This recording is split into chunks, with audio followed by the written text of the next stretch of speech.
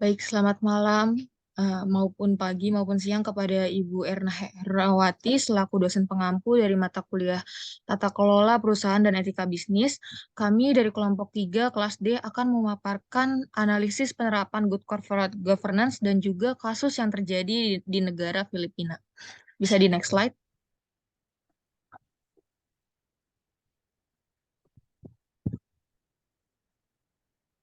Baik, berikut adalah anggota kami. Yang pertama ada Elvira Melinda dengan 3 NIM belakang 151, Imelda Natalia Ginting dengan NIM 153, saya sendiri Meiwindria Mutia Gading dengan NIM 154, Yolanda Maharani dengan NIM belakang 201, Simon Christian dengan NIM 202, Dinda Amelia Zanita dengan NIM belakang 203, Grace Kinanti dengan NIM 205, Adelia Puspitasari dengan NIM 206, serta Satria Gilang Pramudia dengan NIM 207.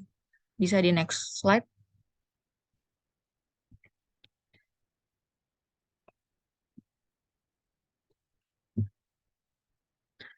Baik, untuk tujuan penerapan GCG akan dijelaskan oleh Dinda. Kepada Dinda dipersilahkan.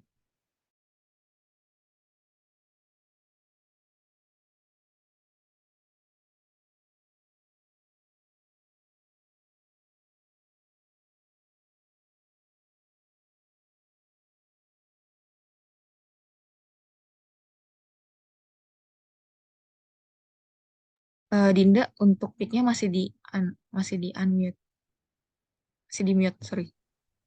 Oke, sorry. Eh, Sebelumnya izin membacakan tentang pengantarnya dulu. Untuk tata kelola perusahaan ini telah menjadi topik yang semakin penting dan menarik minat dalam lingkungan bisnis modern. Ini disebabkan oleh meningkatnya kompleksitas operasi perusahaan, pengaruh globalisasi, perubahan regulasi, dan tuntutan pemangku kepentingan yang semakin tinggi. Tata kelola perusahaan juga merujuk pada kerangka kerja yang digunakan oleh manajemen perusahaan untuk mengelola dan mengawasi kegiatan organisasi guna mencapai tujuan jangka panjang, melindungi kepentingan pemangku kepentingan, dan meningkatkan kinerja perusahaan secara berkelanjutan. Ini melibatkan distribusi kekuasaan dan tanggung jawab di antara pemegang saham, dewan direksi, manajemen, karyawan, dan pemangku kepentingan lainnya. Untuk tujuan penerapan GCG sendiri, yang pertama itu ada perlindungan terhadap hak-hak pemegang saham. Tujuan utama GCG adalah melindungi hak pemegang saham perusahaan. Hal ini mencangkup perlindungan terhadap hak pemegang saham minoritas, hak atas informasi yang tepat waktu dan akurat, hak untuk berpartisipasi dalam pengambilan keputusan penting, serta hak untuk memperoleh keuntungan dari investasi mereka. Selanjutnya, yang kedua itu ada tujuannya transparansi dan akuntabilitas. Penerapan GCG bertujuan untuk meningkatkan transparansi dalam pelaporan ke keuangan dan operasional perusahaan. Hal ini membantu perusahaan untuk memastikan bahwa informasi yang diberikan kepada pemegang saham dan pemangku kepentingan lainnya adalah jujur, akurat, dan dapat dipercaya. Yang ketiga itu menjaga kepentingan pemangku kepentingan lainnya selain pemegang saham, seperti karyawan, pelanggan, pemasok, dan masyarakat luas. Dengan mempertimbangkan kepentingan semua pihak terkait, perusahaan dapat menciptakan hubungan yang saling menguntungkan dan berkelanjutan, serta menghindari kepentingan konflik atau kepentingan yang merugikan. Kemudian yang terakhir itu meningkatkan kinerja perusahaan. Implementasi GCG dapat meningkatkan kinerja perusahaan dengan cara mengadopsi praktik-praktik terbaik dalam pengelolaan perusahaan. Ini mencakup peningkatan pengawasan dewan direksi, pengembangan strategi bisnis yang berkelanjutan, manajemen risiko yang efektif, peningkatan efisiensi operasional, dan pengelolaan sumber daya manusia yang baik.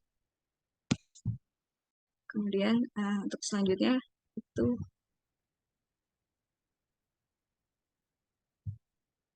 ada tahapan implementasi dari GCG yang akan dibacakan oleh Evi.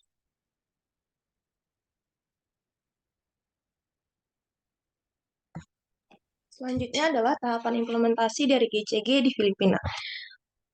Implementasi GCG di Filipina bermulai dari minat terhadap tata kelola perusahaan meningkat secara signifikan setelah krisis keuangan Asia pada tahun 1997-1998, serta setelah serangkaian kegagalan dan skandal perusahaan internasional pada awal tahun 2000 yang mengguncang beberapa ekonomi maju dan stabil di dunia.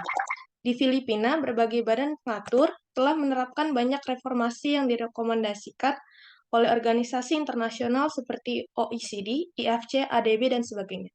Sehingga diterapkanlah serangkaian langkah sebagai bentuk tahapan implementasi GCG di Filipina. Yang pertama ada pembentukan badan regulasi. Pemerintahan Filipina telah mendirikan lembaga pengatur seperti Securities and Exchange Commission dan Philippine Stock Exchange yang memiliki peran utama dalam mengawasi pelaksanaan good corporate governance di sektor keuangan dan pasar modal.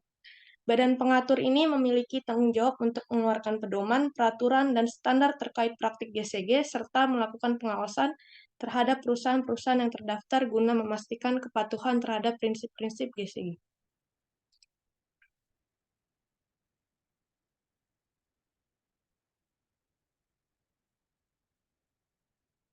Selanjutnya yang kedua adalah legislasi dan regulasi. Tahap awal implementasi GCG melibatkan pembuatan undang-undang dan peraturan yang mengatur praktik tata kelola perusahaan. Pemerintah Filipina telah mengadopsi berbagai undang-undang dan peraturan terkait GCG, seperti Republic Act Nomor 3019, yaitu Anti-Graft and Corrupt Practice Act, dan Republic Act Nomor 8799, yaitu mengenai Securities Regulation Code. Undang-undang ini memberikan kerangka hukum untuk praktik GCG yang baik. Selanjutnya, yang ketiga ada pembuatan pedoman. Setelah itu, diharapkan perusahaan-perusahaan di Filipina untuk mengadopsi dan menjalankan pedoman serta kode etik yang mengatur perilaku dan praktik good corporate governance.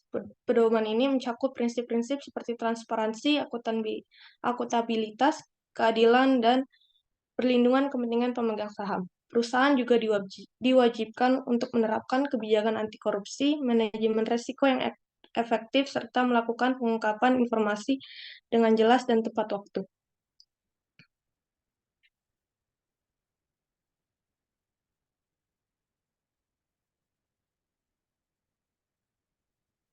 Tahap selanjutnya yang keempat adalah pelatihan dan pendidikan. Dalam implementasi GCG juga terdapat upaya untuk memberikan pelatihan dan pendidikan kepada direksi, manajemen, dan karyawan perusahaan. Tujuan dari pelatihan ini adalah untuk meningkatkan pemahaman dan kesadaran mengenai praktik-praktik GCG yang baik, serta mengembangkan keterampilan yang diperlukan untuk menerapkannya dalam operasional perusahaan. Program pelatihan dan pendidikan ini dapat diadakan oleh pemerintah, lembaga keuangan, atau asosiasi bisnis sebagai sarana untuk memastikan bahwa pemangku kepentingan dalam perusahaan memiliki pengetahuan dan keterampilan yang diperlukan dalam menerapkan GCG secara efektif. Dan langkah yang terakhir adalah penerapan dan pengawasan. Pada tahap terakhir implementasi GCG, perusahaan akan menerapkan praktik-praktik GCG yang baik dalam kegiatan operasional sehari-hari. Penerapan ini mencakup aspek-aspek seperti pengambilan keputusan yang transparan, pengawasan yang ketat terhadap dewan direksi, manajemen resiko yang efektif, dan pelaporan keuangan yang akurat dan dapat dipercaya. Badan regulasi seperti SEC memainkan peran penting dalam mengawasi dan memastikan bahwa perusahaan mematuhi praktik-praktik GCG yang telah ditetapkan.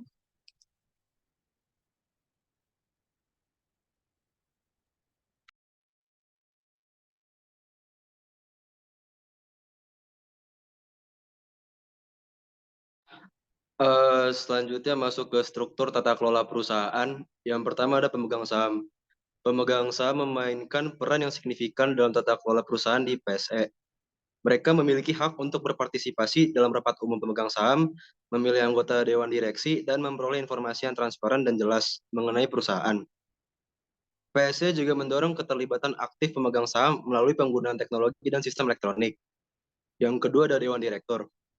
Keseluruhan fungsi dari seluruh perusahaan atau organisasi dilakukan oleh satu dewan yang biasa dikenai dengan nama Dewan Direktur. Dalam sistem ini, Dewan Direktur bertanggung jawab untuk merumuskan kebijakan yang berfungsi sebagai panduan pelaksanaan operasional, sekaligus melakukan pengawasan dan monitoring. Dalam struktur ini terdapat direktur eksekutif dan juga direktur non-eksekutif, di mana semua dari mereka juga menjadi anggota board.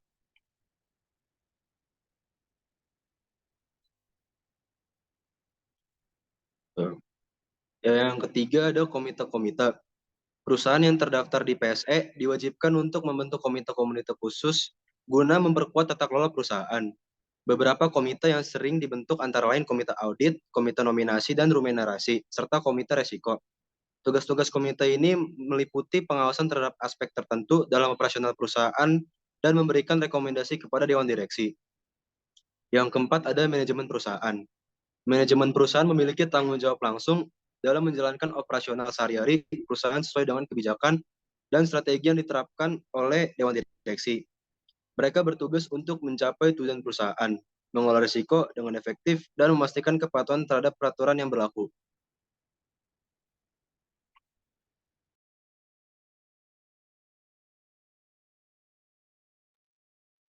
Selanjutnya ada kebijakan tata kelola. Kebijakan tata kelola perusahaan di Filipina dipengaruhi oleh berbagai undang-undang, peraturan, dan pedoman yang dikeluarkan oleh pemerintah Filipina dan lembaga-lembaga pengawas terkait. Beberapa kebijakan tata kelola yang umum diterapkan di perusahaan Filipina meliputi yang pertama ada Republik Act nomor 3019, yaitu undang-undang ini bertujuan untuk mencegah dan menghukum korupsi di sektor publik. Meskipun ditujukan untuk sektor publik, prinsip-prinsipnya juga sering diterapkan oleh perusahaan swasta sebagai bagian dari upaya untuk mencegah tindakan korupsi di lingkungan bisnis. Yang kedua ada Securities and Exchange Commission Corporate Governance Code. SEC mengeluarkan kode tata kelola yang mengikat untuk perusahaan terdaftar di Bursa Saham Filipina. Kode ini berisi prinsip-prinsip dan pedoman yang berkaitan dengan tanggung jawab Dewan Direksi, perlindungan pemegang saham, minoritas, transparansi, pelaporan keuangan, dan perlindungan kepentingan para pemangku kepentingan. Selanjutnya ada Code of Corporate Governance for Publicly Listed Companies. Philippine Stock Exchange memiliki pedoman tata kelola sendiri yang berlaku bagi perusahaan yang terdaftar di bursa saham.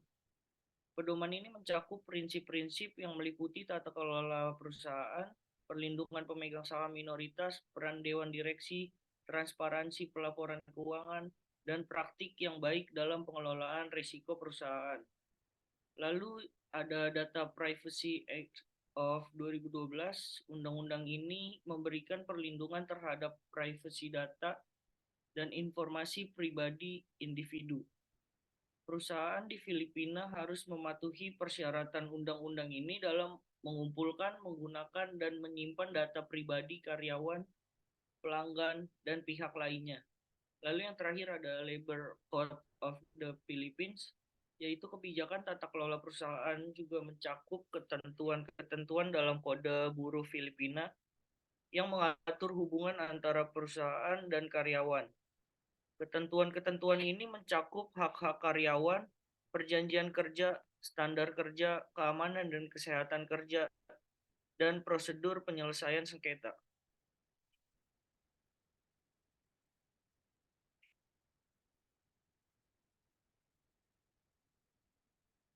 Lalu selanjutnya ada internalisasi GCG.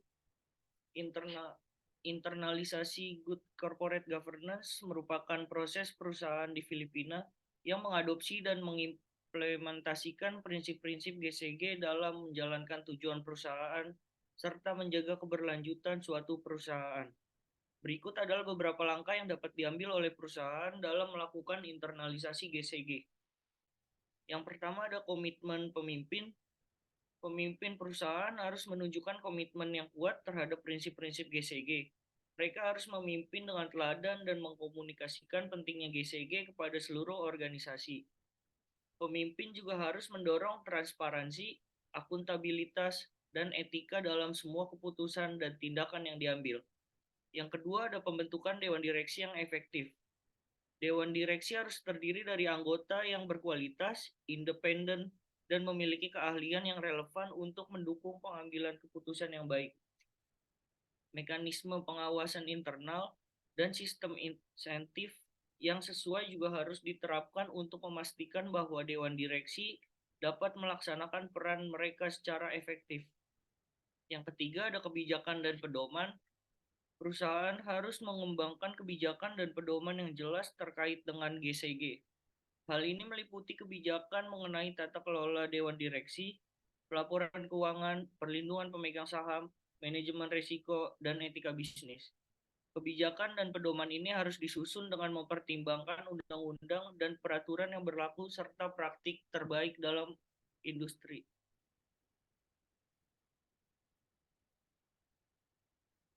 Yang keempat adalah transparansi dan pelaporan keuangan. Perusahaan harus memastikan keterbukaan dan transparansi dalam pelaporan keuangan dan informasi yang relevan kepada pemegang saham dan pihak-pihak yang berkepentingan lainnya. Pelaporan keuangan harus mematuhi standar akuntansi yang berlaku dan dihasilkan secara objektif dan jujur. Yang kelima ada peran pemegang saham. Perusahaan harus memberikan perlindungan yang memadai terhadap hak-hak pemegang saham dan memastikan akses yang adil terhadap informasi dan partisipasi dalam pengambilan keputusan penting. Perlindungan khusus harus diberikan kepada pemegang saham minoritas untuk memastikan bahwa kepentingan mereka dihormati. Lalu yang keenam ada manajemen risiko dan pengendalian internal. Perusahaan harus memiliki sistem yang efektif untuk mengidentifikasi, mengukur, dan mengelola risiko. Pengendalian internal yang kuat harus diterapkan untuk memastikan kepatuhan terhadap kebijakan dan prosedur yang ditetapkan, serta untuk mencegah penyalahgunaan dan kecurangan. Lalu yang terakhir ada etika bisnis. Etika bisnis yang baik harus menjadi bagian integral dari budaya perusahaan. Perusahaan harus memiliki kode etik yang jelas dan melibatkan pelatihan karyawan untuk memastikan pemahaman dan penerapan prinsip-prinsip etika dalam setiap aspek operasional.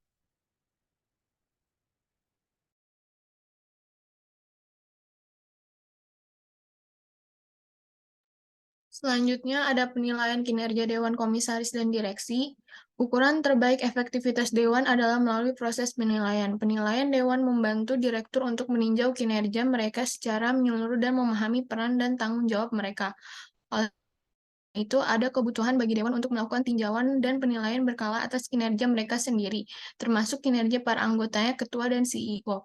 Ini setidaknya harus menunjukkan bagaimana direktur melakukan tanggung jawab mereka secara efektif, kehadiran mereka di rapat Dewan, partisipasi dalam diskusi ruang Dewan, dan cara memberikan suara pada masalah material.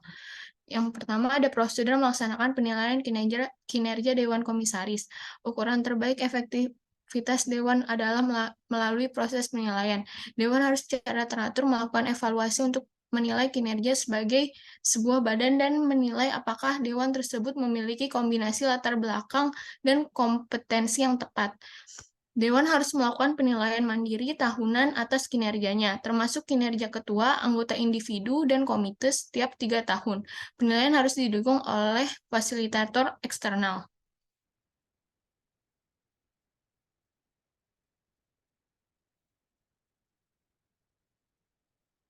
Boleh next slide. Yang kedua ada kriteria penilaian kinerja Dewan Komisaris. Dewan harus memiliki sistem yang menyediakan minimal kriteria dan proses untuk menentukan kinerja Dewan. Masing-masing direktur, komite, dan sistem tersebut harus memungkinkan adanya mekanisme umpan balik dari pemegang saham. Pengungkapan kriteria, proses, dan hasil kolektif penilaian memastikan transparansi dan memungkinkan pemegang saham dan pemangku kepentingan untuk menentukan apakah direksi melakukan tanggung jawabnya kepada perusahaan. Perusahaan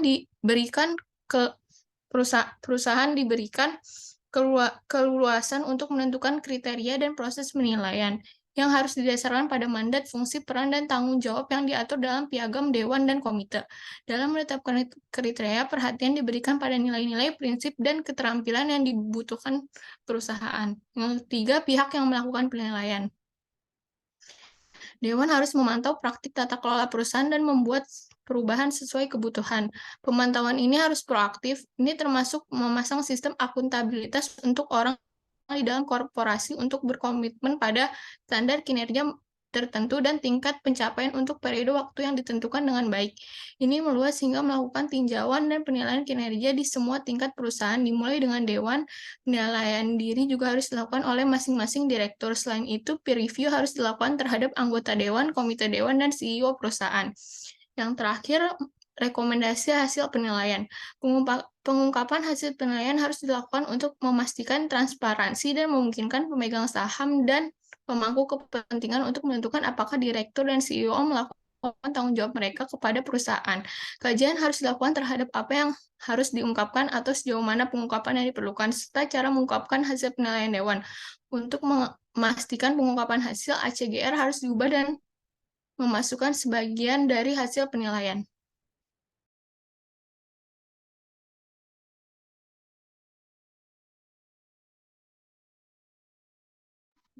Selanjutnya Komite Penunjang Dewan. Jadi secara umum perusahaan-perusahaan di Filipina memiliki 5 komite penunjang dewan. Yang pertama ada komite audit. Komite audit ini bertanggung jawab atas pengawasan dan penilaian independen terhadap keuangan perusahaan, proses audit, dan kepatuhan terhadap peraturan dan standar akuntansi. Yang kedua ada komite nominasi dan remunerasi. Bertugas dalam proses pernominasian, pemilihan, dan penilaian anggota dewan direksi atau dewan komisaris, serta menetapkan kebijakan remunerasi untuk para eksekutif perusahaan. Ketiga ada komite risiko. Bertugas untuk mengidentifikasi, mengevaluasi, dan mengelola risiko-risiko yang dihadapi perusahaan serta memberikan rekomendasi terkait strategi pengelolaan risiko. Yang keempat ada komite kepatuhan, mengawasi dan memastikan kepatuhan perusahaan terhadap peraturan perundang-undangan, peraturan bursa efek, dan kebijakan internal perusahaan. Yang terakhir ada komite strategi atau investasi. Mereka membahas rencana strategis perusahaan, evaluasi investasi, dan memberikan rekomendasi terkait peluang investasi atau pengembangan bisnis.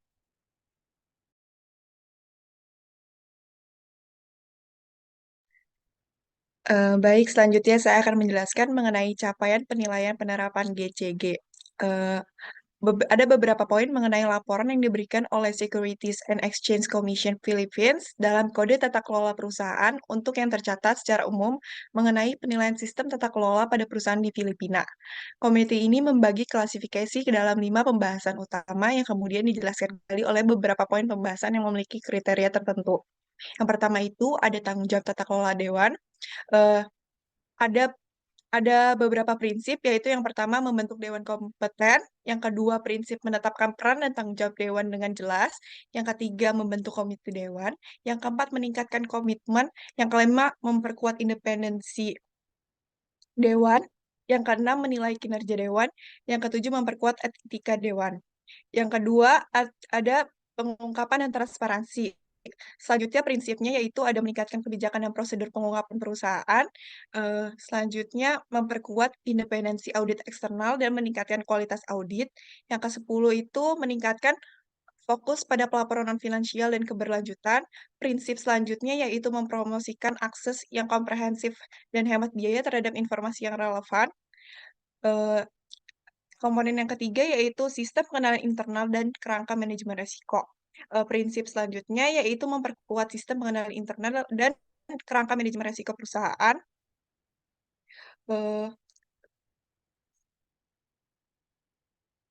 Selanjutnya ada membuat hubungan yang sinergik dengan pemegang saham. Prinsip selanjutnya yaitu mempromosikan hak-hak pemegang saham. Yang kelima ada tugas kepada para pemangku kepentingan. Prinsipnya yaitu menghormati hak pemangku kepentingan dan ganti rugi yang efektif untuk pelanggaran hak pemangku kepentingan. Prinsip yang selanjutnya mendorong partisipasi karyawan, dan prinsip yang terakhir yaitu mendorong keberlanjutan dan tanggung jawab sosial.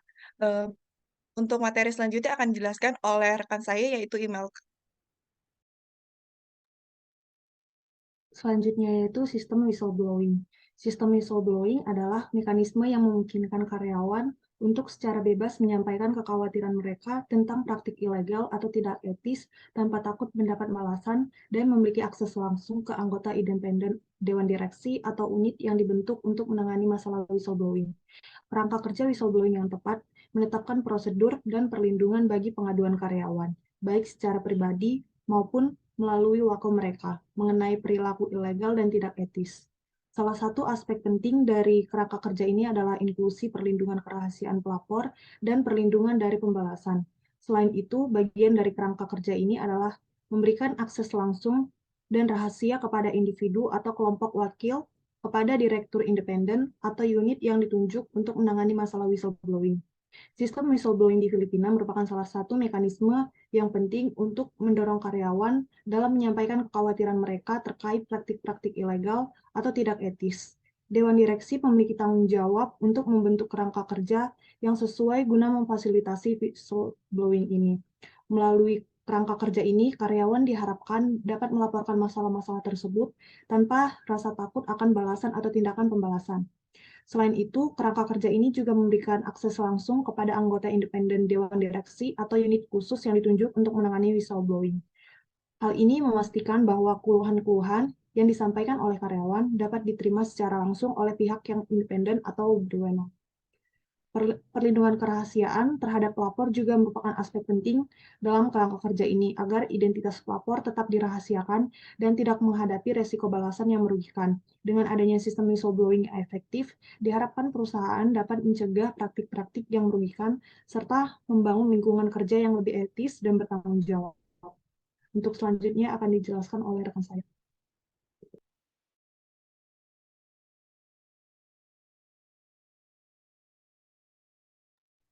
Selanjutnya, adapun letak masalah corporate governance, internal control, dan business ethics, dan pelanggaran aturan berlaku lainnya.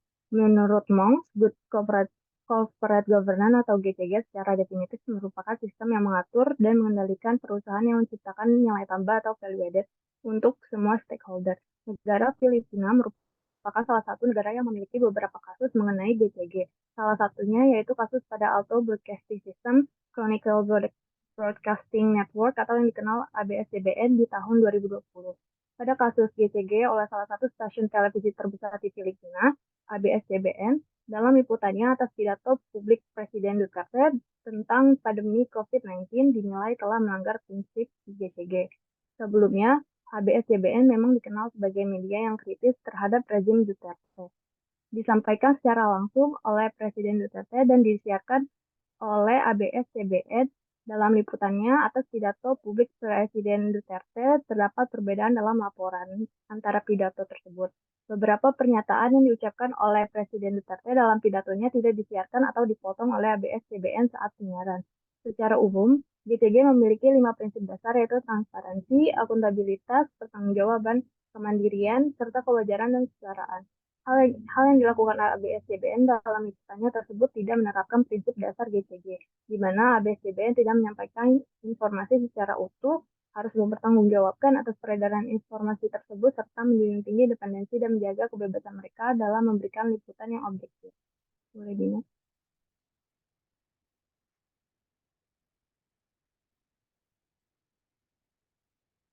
Kemudian pada Mei 2020, masa waktu warabala atau franchise oleh ABS-CBN dinyatakan habis setelah 25 tahun. Pihak ABS-CBN telah mengajukan perpanjangan izin, namun dengan kondisi COVID-19 ini membuat perpanjangan tersebut menjadi lebih sulit, menurut Estores 2021. Presiden Duterte, mantan Presiden Filipina ini, sudah menyatakan lebih dahulu mengenai ketidaksukaannya terhadap ABS-CBN dan mengklaim bahwa stasiun televisi tersebut tidak memenuhi standar jurnalisme yang objektif. Duterte juga menyatakan ketidakpuasannya pribadinya terhadap ABS-CBN karena stasiun tersebut menolak untuk menayangkan iklan kampanye politiknya selama pemilihan presiden pada tahun 2016. Alhasil, Kongres Filipina di mana didominasi oleh pendukung Presiden Duterte memutuskan untuk tidak memperpanjang izin tersebut. Hasil dari keputusan tersebut oleh Kongres Filipina melalui National Telecommunication Commission atau NTC, Filipina memberikan peringatan kepada ABS-CBN untuk menghentikan penyiarannya setelah kontrak izin penyiarannya tidak diperpanjang. Boleh Dini?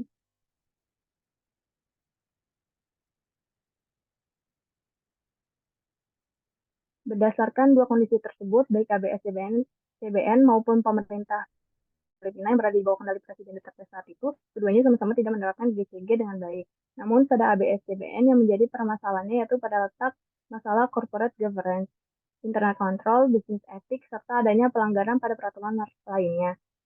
ABS-CBN tidak mematuhi pada prinsip dasar GCG yaitu transparansi, akuntabilitas,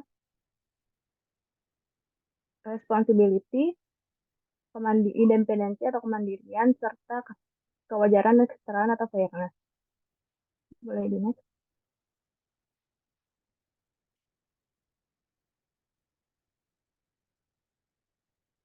Lalu pada internal kontrol ABS-CBN itu sendiri, kurangnya pengawasan atas konten penyiaran yang tidak dievaluasi terlebih dahulu untuk menghindari adanya pelanggaran seperti pemotongan SIM.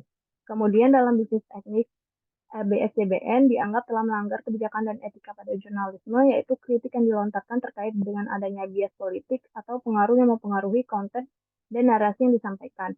Hal tersebut akan mempertanyakan integritas dan tanggung jawab etis ABS-CBN dalam menyediakan informasi yang objektif dan akurat kepada masyarakat. Selain itu, pada pelanggaran aturan yang berlaku lainnya, yaitu pada terkait perizinan siaran yang ditolak oleh Komisi Penyiaran Filipina yang menunjukkan adanya kekurangan dalam memenuhi persyaratan dan kepatuhan pada regulasi atau peraturan yang berlaku. Boleh Dimas?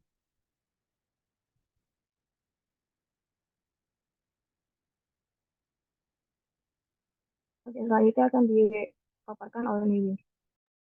Baik, terima kasih Adel. Selanjutnya saya akan memaparkan bagaimana pada kasus ABS-CBN tersebut dengan memberikan usulan atau proposal usulan bagi pihak internal dan eksternal perusahaan supaya bisa keluar dari skandal atau kasus tersebut dan tidak terjadi pengulangan kasus tersebut kembali.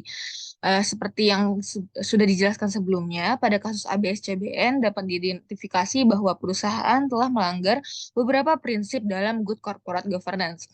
Pelanggaran prinsip tata kelola perusahaan yang telah dilakukan oleh ABS-CBN yaitu transparansi dikarenakan ABS-CBN dapat dinilai berdasarkan sejauh mana liputan mereka mengenai pidato Presiden Duterte mengenai pandemi COVID-19 bersifat transparan, objektif, dan tidak memihak. Selanjutnya, prinsip transparansi memastikan bahwa informasi yang disampaikan kepada masyarakat adalah akurat, jujur, dan tidak ada kepentingan yang tersembunyi.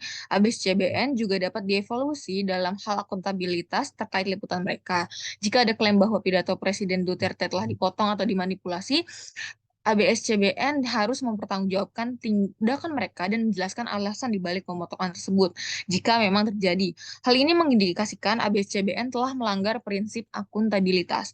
Selanjutnya, pelanggaran prinsip yang dilanggar adalah prinsip independensi yang juga terkait dengan good corporate governance dalam konteks media. ABS-CBN harus menjunjung tinggi independensi dan juga menjaga kebebasan mereka dalam memberikan liputan yang objektif, termasuk dalam meliput pidato publik Presiden Duterte tentang pandemi COVID-19. Media yang independen berperan penting dalam mendukung demokrasi dan keterbukaan informasi. Sehingga hal yang dapat dilakukan oleh ABS-CBN dalam mengatasi permasalahan yang menimpa perusahaan, jika dilihat dari sisi internal perusahaan, yang pertama untuk pelanggaran prinsip transparansi dan akuntabilitas, perusahaan dapat berkomitmen untuk transparansi yang lebih besar dalam proses liputan mereka. Mereka juga dapat menjelaskan secara terperinci alasan dibalik pemotongan atau pengeditan konten pidato Presiden Duterte jika memang terjadi. Hal ini akan membantu serta membangun kepercayaan masyarakat terhadap integritas dan tujuan mereka dalam melaporkan berita. Selain itu, ABS-CBN dapat melakukan evaluasi internal terhadap proses editorial mereka. Mereka dapat memperbaiki sistem pengeditan dan verifikasi informasi untuk memastikan bahwa liputan yang mereka berikan mencerminkan keseluruhan pidato Presiden Duterte secara akurat dan objektif. Sementara untuk memperbaiki prinsip pelanggaran independensi, perusahaan perlu tetap berpegang pada prinsip independensi sebagai perusahaan media.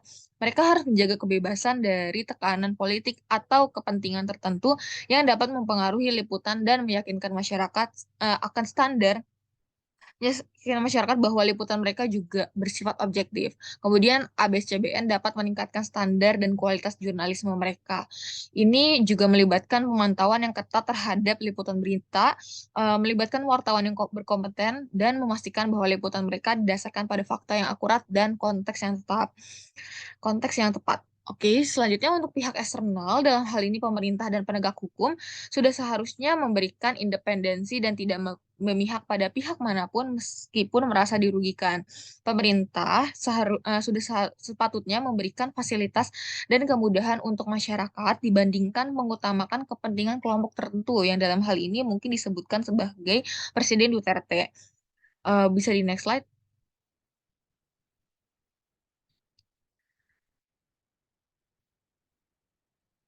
Nah, apabila pemerintah menemukan adanya kesalahan, kejanggalan, atau permasalahan yang ditimbulkan oleh perusahaan, pemerintah perlu mediasi dan pihak ketiga yang dalam hal ini penegak hukum sebagai perantara penyelesaian masalah mereka. Nah, dalam hal ini penegak hukum dalam masalah ini perlu mengedepankan prinsip independensi, transparansi, dan akuntabilitas untuk mencapai solusi terbaik dalam kasus tersebut. Nah, ya, itu merupakan usulan baik dari pihak internal maupun eksternal. Bisa di next slide.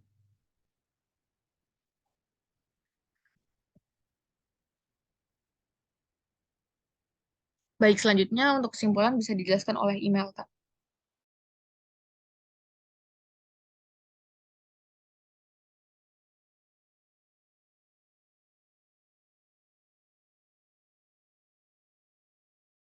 Email masih di mute.